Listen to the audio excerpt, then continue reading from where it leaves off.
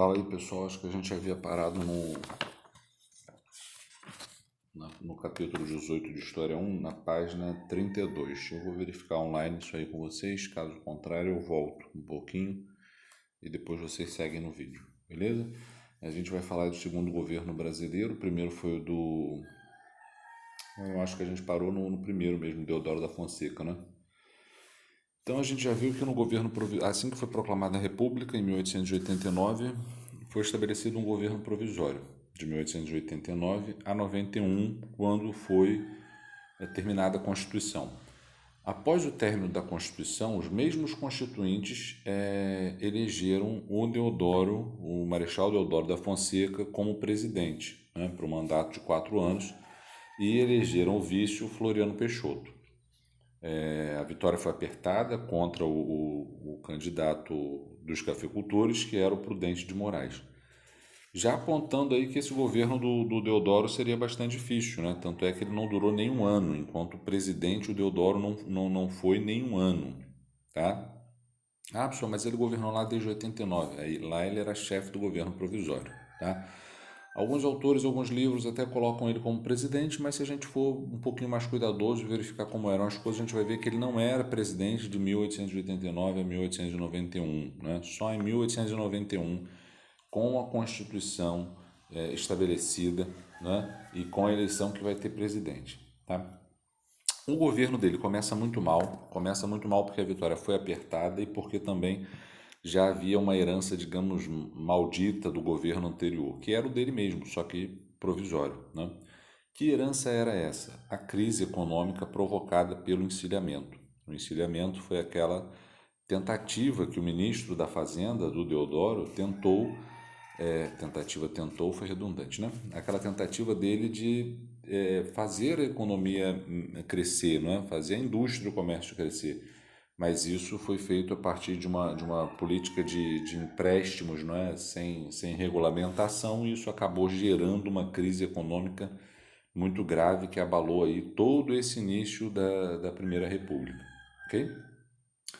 Quando Deodoro é eleito, como eu disse, a dificuldade de governança já iria ser apontada já nos primeiros momentos, até porque a Constituição tinha estabelecido que o Brasil era uma república federativa, como queriam os cafeicultores, né?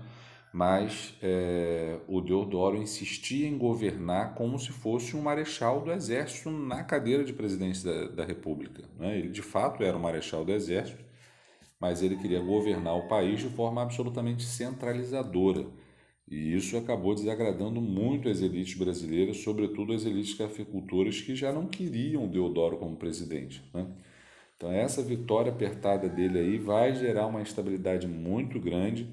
A crise econômica vai colaborar para que essa crise seja ainda maior, né? E aí a inabilidade do presidente de governar, né, de forma democrática vai fazer com que a crise se intensifique ainda mais, né? Até que um belo dia, ele, em novembro do mesmo ano em que foi eleito, ele fecha o Congresso Nacional. E aí, quando ele fecha o Congresso Nacional, a chapa esquenta para o lado dele, a Marinha, inclusive, né, vai fazer uma rebelião contra ele, a primeira revolta da Armada, dizendo, olha, ou você renuncia ou a gente vai atacar a cidade do Rio de Janeiro, né? A gente vai atacar a capital. E aí ele não teve saída, renunciou em favor de seu vice, né? O Floriano Peixoto, tá? O Floriano foi eleito com ele, como eu disse, indiretamente em 1891. E aí, pela Constituição da época, se o presidente, de fato, não tivesse governado mais da metade do mandato, o vice devia assumir e logo convocar a eleição, né? O vice só poderia assumir e terminar o mandato se tivesse o presidente exercido mais de 50% do mandato. Esse não era o caso do Deodoro. O Deodoro governou nem um ano, né? Ele assumiu em 1891 e renunciou em 1891, né? E aí não confundam aquele lance de que ele assumiu em 89 como chefe de governo provisório. E essa parte não conta. Estamos falando de presidente eleito. Ele foi eleito em 1891 e teve que renunciar diante da pressão que a Marinha fez em 1891. Então não cumpriu metade do mandato. Logo, pelas regras constitucionais, né, assim a grosso modo, O Floriano tinha que assumir logo convocar a eleição, mas não foi isso que ele fez, ok? Não foi isso que ele fez. Ele conseguiu ter uma espécie de habilidade política, habilidade jurídica e até a habilidade, sei lá, com o povo mesmo, né?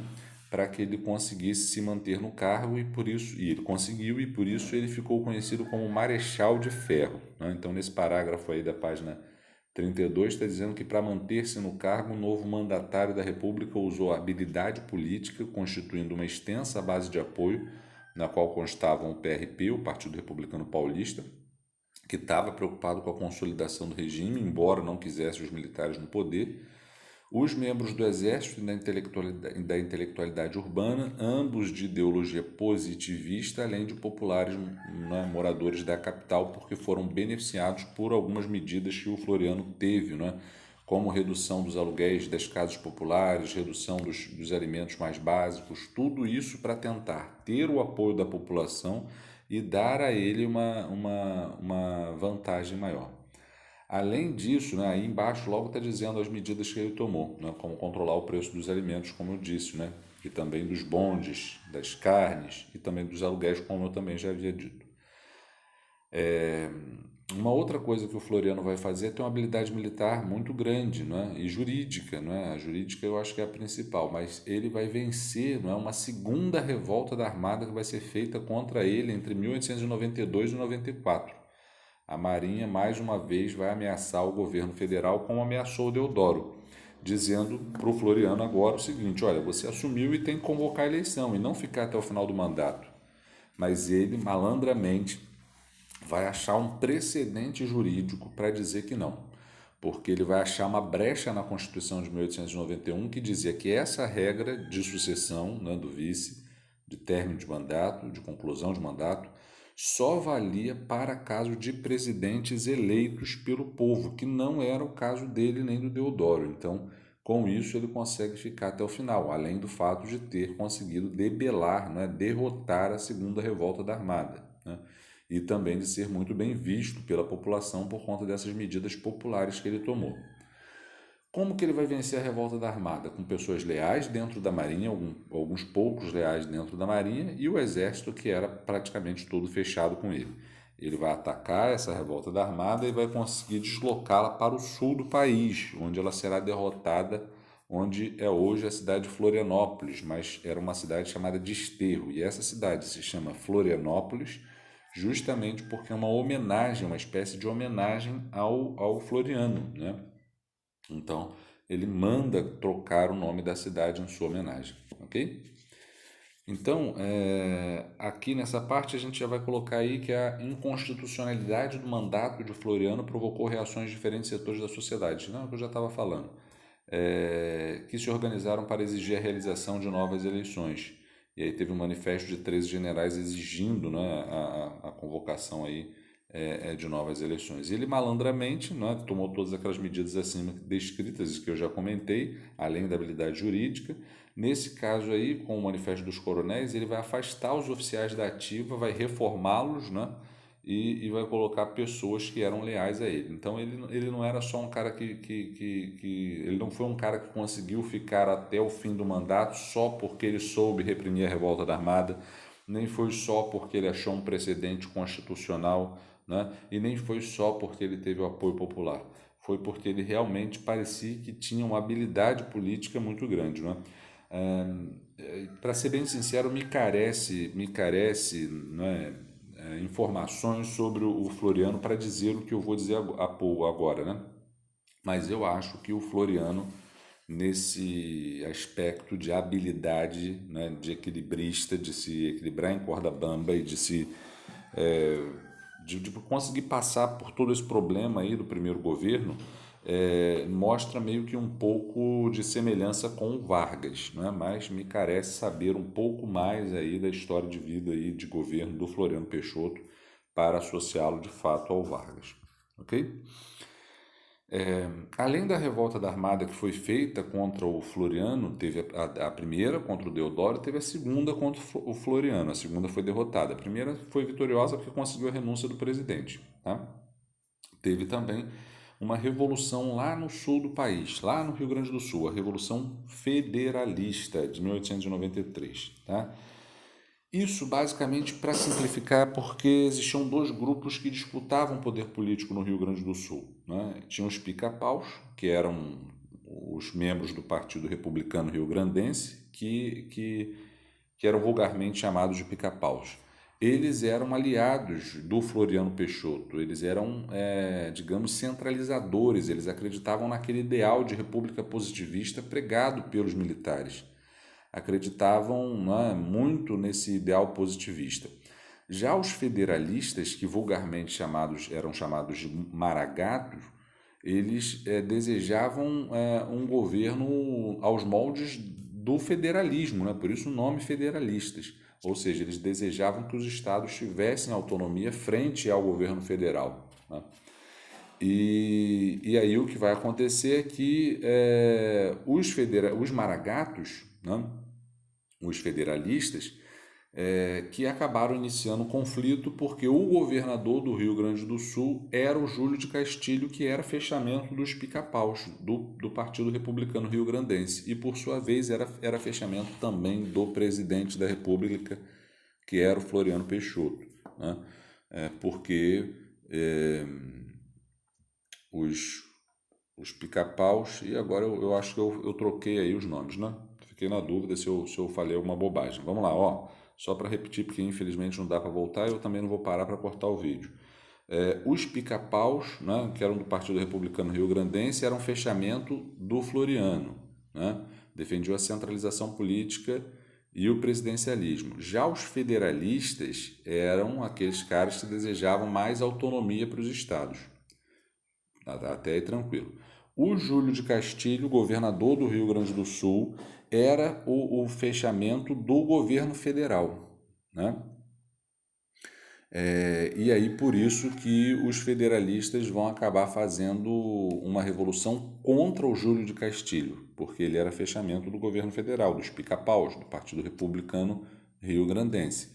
E aí as tropas federais vão ajudar os pica-paus, né? E os federalistas vão ter que praticamente lutar sozinhos, né? Em fevereiro de 1893, os federalistas pegaram em armas para derrubar o governo de Júlio de Castilho.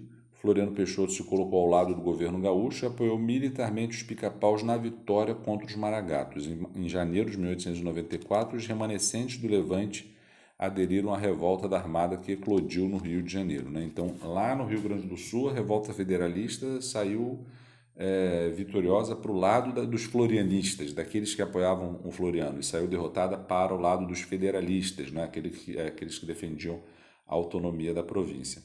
Mas os derrotados acabaram, em certa medida, apoiando a revolta da Armada, a segunda revolta da Armada que eu já comentei, né? Que foi derrotada. Tranquilo? Vamos então agora para o capítulo seguinte, depois vocês vão fazer esses exercícios conceituais e contextualizados, né, que são bastante, são muitos. E aí agora a gente vai falar da Primeira República, o auge da República Oligárquica. Esse período da República, que vai de 1894 a 1930, eu não sei por que esse autor colocou aí 1914, tá? Depois eu vou dar uma olhada aí, eu acho que é um erro de digitação, e aí a gente vê, tá? É 1894, 1930, tá? Não sei se ele está considerando o fim do governo do Hermes da Fonseca como período de república oligárquica, mas enfim, não faz sentido, nunca vi nenhum historiador tal como Boris Fausto, Lilian Moritz Schwartz, que são os caras, as pessoas que eu uso, né, como referência para estudar a história do Brasil, nunca vi eles usarem a data de 1914 como o período de república oligárquica. Aliás, pode ser, né, que o livro tenha usado essa datação aí por considerar que até 1814 foi o auge da república oligárquica e de 1814 em diante foi o declínio, né? Mas eu também nunca vi uma divisão tal como essa, né? Geralmente se usa como declínio da República Oligárquica a data de 1922, quando acontece a Semana de Arte Moderna, quando acontece uma série de outras questões, né?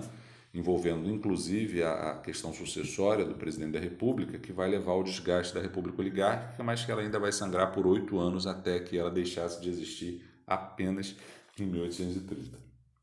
Lembrando o seguinte, essa República Oligárquica pode ser chamada de República do Café com Leite, de República Velha, de República dos Coronéis, de República dos Cafeicultores. Existem várias formas de chamar esse período, tá? Só que o nome mais, digamos, abrangente é o República Oligárquica. Oligárquica vem de óligos, né? Vem de poder de poucos, né? A oligárquica é eu acho que vem de origem grega, óligos quer dizer poucos, árquica poder, é isso aí. Então, poder de poucos. Como é que uma república, que é uma coisa pública, o significado de república, a ideia de república é essa, pode ser oligárquica, pode ser ao mesmo tempo de poucos, né? Então, isso é uma contradição aí da história do Brasil, tipo dividir o poder, que nem foi feito lá na Constituição de 1824, no primeiro reinado, dividir o poder político em 3, executivo, legislativo e judiciário, e criar um outro, o poder moderador. Coisas malucas que só existem no país, né?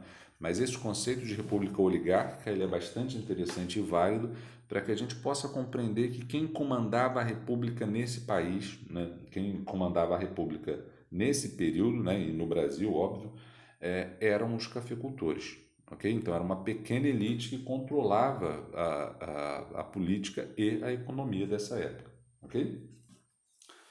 O primeiro governo dessa república oligárquica é o Prudente de Moraes, o carinha que havia sido candidato lá com o Deodoro, né, e que perdeu por uma margem, eu não lembro mais o percentual, mas por uma margem pequena.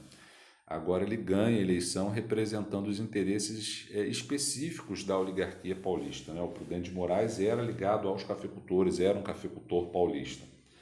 E ele, embora tenha sido bastante importante, a gente vai ver o porquê, não é? O governo dele é considerado um governo de fracasso, de completo fracasso no aspecto econômico, né? Mas isso se deu em muita medida por conta dos reflexos dos governos anteriores. Por isso que a gente também tem que fazer justiça em história, não é? Estudar direitinho para a gente começar a compreender que não se deve apenas às circunstâncias internas o sucesso ou insucesso de um governo, né? Tem toda uma conjuntura, tem toda uma questão muito mais ampla e dinâmica que a gente deve observar. E a razão do governo Prudente de Moraes amargar tanto é a crise do encilhamento que foi feito lá no governo provisório, mas que ainda é um reflexo, né, muito grande, muito grave na economia brasileira. O Prudente de Moraes, o livro não fala, mas o Prudente de Moraes, ao final do seu governo, ele vai começar a negociar acordos com a Inglaterra para refinanciar a dívida externa brasileira. E esses acordos vão ser concluídos pelo sucessor do Prudente, pelo Campos Salles, e por isso que quem acaba levando a honra dessa renegociação da dívida brasileira é o Campos Salles. Mas quem iniciou isso foi o Prudente de Moraes. Ok?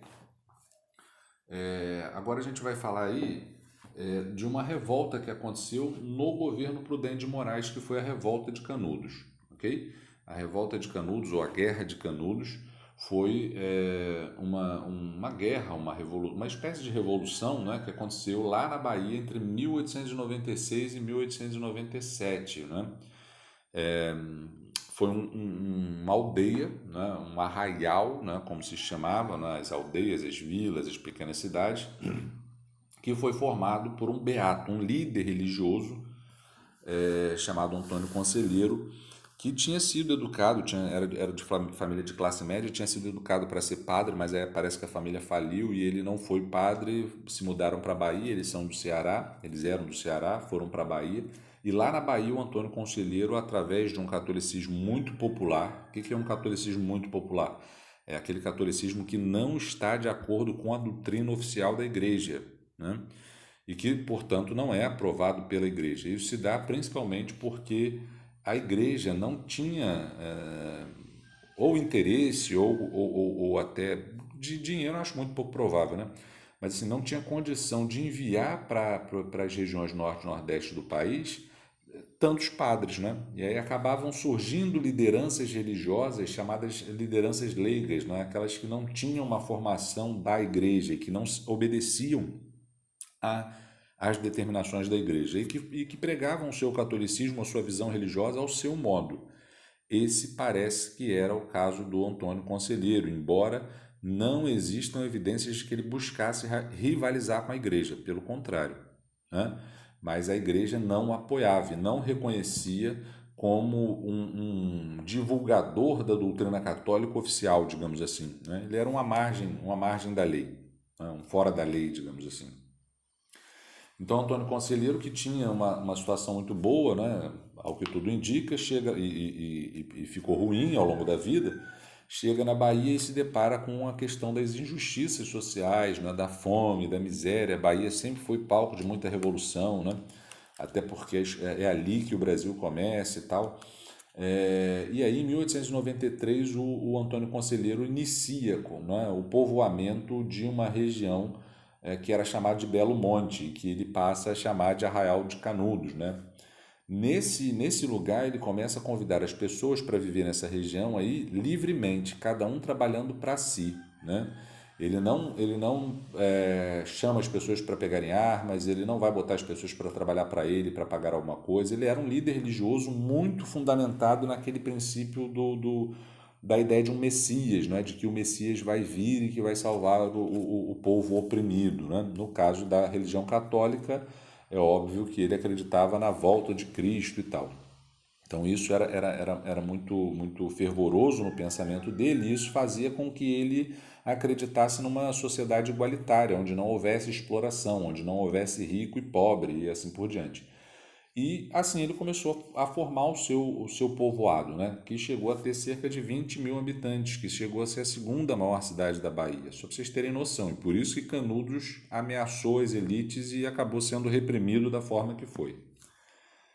O movimento começou a crescer, as pessoas começaram a abandonar as fazendas dos seus coronéis para trabalhar livremente, né, em Canudos, e isso naturalmente desagradou as elites ali da Bahia, porque temiam que ou a Guerra de Canudos pudesse influenciar outros movimentos, ou até mesmo que eles ficassem sem mão de obra, porque todo mundo estava querendo ir para Canudos para trabalhar livremente, para trabalhar para si, né?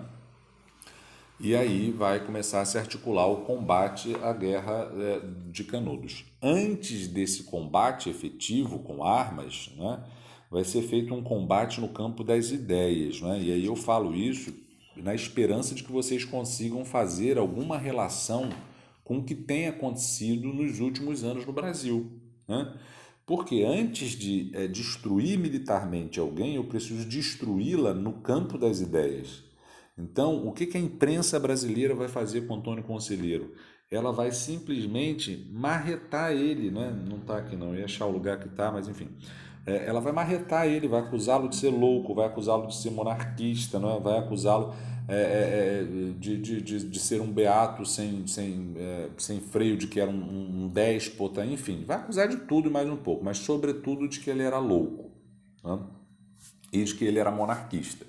De fato, ele até fazia alguns elogios à monarquia brasileira, mas ele não tinha a pretensão de fazer de Canudos um núcleo de resistência de voltar à monarquia brasileira. Ele fazia uma crítica à República porque ele via que a República não havia melhorado a vida do mais pobre, né?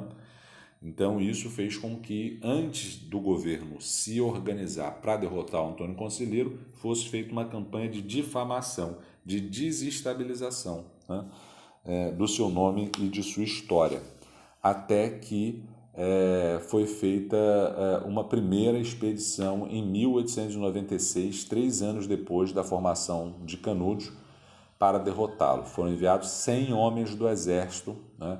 Mas esses 100 homens foram massacrados pelos canudenses, né? Canudenses, quem está inventando sou eu aí, não existe essa expressão. Lembrando que os canudenses contavam apenas com enxadas, foice, não é facão, não tinha 38, nem pistola, nem 12, nem nada disso, tá? Enquanto os 100 homens do exército estavam muito bem armados, os canudenses estavam apenas com seus instrumentos de trabalho. No ano seguinte, no início do ano seguinte, em 1897, foi organizada uma segunda expedição com mais de 500 homens, né? Sob o comando do major Frebônio de Brito. levando inclusive metralhadoras e canhões, né? Mas fracassou no caminho ainda de Canudos. Foi derrotada também pelos canudenses, que bravamente resistiram com as suas enxadas, com as suas pás, né? Com seus instrumentos de trabalho, mostrando o quanto a população miserável da Bahia queria, não é, se libertar do jugo oligárquico, né? Pelo menos é essa a impressão que eu tenho, a partir, evidentemente, dos relatos históricos. Terceira expedição vai ser feita em março de 1897 com mais de 1.300 homens que foram trazidos do sul do país e comandados por um coronel que dá nome a uma das ruas ali de Caraí, o Moreira César. Ele havia sido um vencedor da Revolução Federalista e por isso foi mandado para Canudos para tentar derrotar o conselheiro e os seus seguidores. Só que essa terceira expedição também fracassou, né, diante da resistência da população de Canudos, até que uma quarta expedição em junho de 1897 foi formada, essa com aproximadamente com cerca de 15 mil soldados. Então, se tinham 20 mil canudenses, mais ou menos, 15 mil soldados. Era praticamente 1 para 1, né? Ou um soldado para 1,5 canudense. Vamos colocar aí para 2 canudenses, vamos pensar assim, né? Então, dessa forma, e mesmo com essa quantidade de 15 mil pessoas, os militares usaram de armas, né, sofisticadas, né, do exército. E mesmo assim tiveram que combater por alguns meses, até que Canudos foi definitivamente derrotada, né, no dia 5 de outubro de 1897. Então a quarta expedição foi iniciada em junho e eles passaram julho, agosto, setembro e só venceram em outubro. Foi praticamente 4 meses de luta para que então Canudos se rendesse. A ordem do governo federal sobre Canudos era destruir tudo, não deixar em pé nada que lembrasse que ali houve, né, um movimento que ameaçou a ordem republicana. Aí está a foto, né, do Antônio Conselheiro morto, né, o registro dele. Quem quiser saber mais sobre a história de Canudos, né, pode ler Os Sertões, do Euclides da Cunha, que é um clássico da literatura brasileira e que foi lançado no iníciozinho do século XX, porque o Euclides da Cunha era como é que eu posso dizer, oh meu Deus, um representante, não é representante não,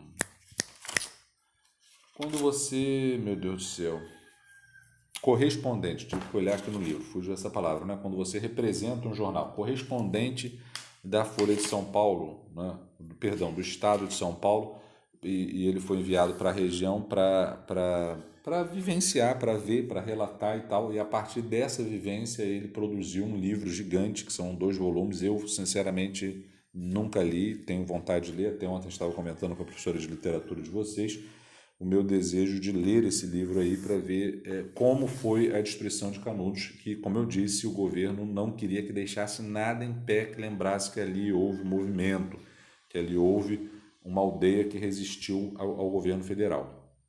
Isso mostra aí, não é, o ressentimento do governo e a vontade de não ter nenhum local que se insurja contra a ordem vigente, né? Acabando então o governo Prudente de Moraes, se inicia, como eu disse, o governo Campos Salles, ele que vai concluir, né, as negociações junto aos bancos, principalmente ingleses, mas também americanos, para renegociar a dívida externa brasileira num esquema que a gente chama de fundo de loan, né? O fundo de loan é um refinanciamento dos empréstimos, né? Então o Brasil já tinha uma dívida externa, já tinha que pagar uma grana para a Inglaterra e teve que refinanciar esses empréstimos. Isso só saiu no governo Campos Salles. Mas como já está dando aqui a hora, eu vou deixar o governo Campos Salles, eu vou deixar essa parte aqui do Campos Salles, do capítulo 19 para frente, porque eu vou ter que compartilhar isso com vocês e gravar a segunda parte, beleza?